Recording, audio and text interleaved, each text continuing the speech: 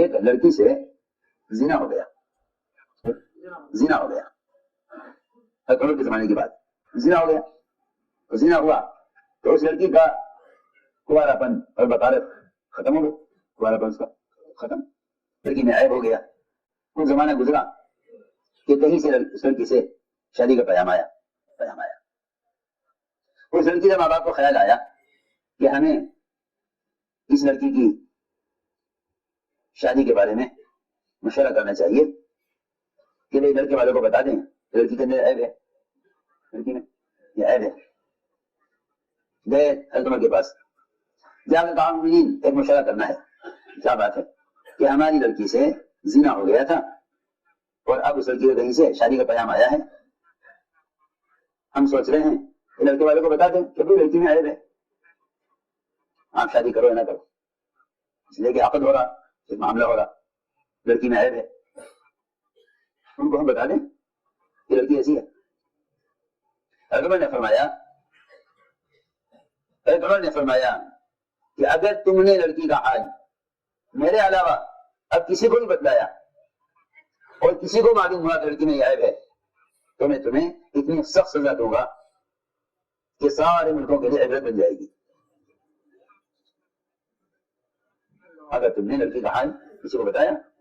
تو میں تم دونوں ماں باپ کو، لڑکی کے ماں باپ کو اتنی سخت سزا دوں گا کہ سارے ملکوں کے لیے عبرت ہو جائے گی۔ اس لڑکی کی شادی ایسے کرو جیسے بہت پاک دامن، نیک طبیعت اور عفیفہ لڑکی کی شادی کی جاتی ہے،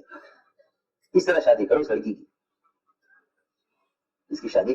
اس طرح کرو جیسا ایک پاک دامن، عفیفہ اور نیک لڑکی کی شادی کی جاتی ہے۔ اگر تم نے لڑکی کا حال کسی کو بھی بتلایا تو میں تمہیں اتنی سخت سزا دوں گا دونوں کو۔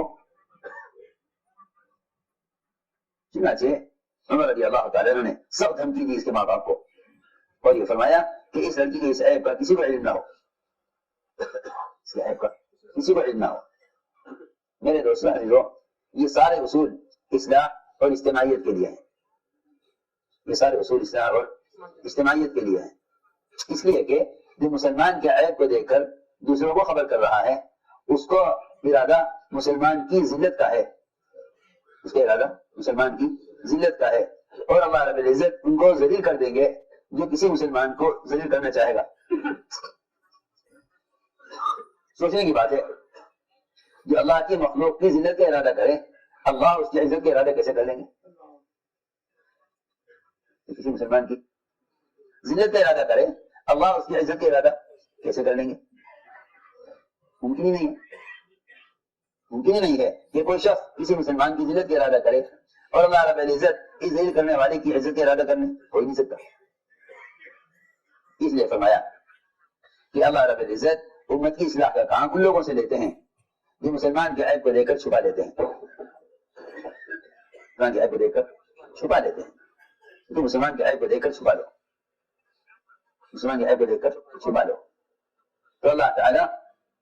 تم سے کام اس لیے لے لیں گے کہ تم نے اللہ تعالیٰ کی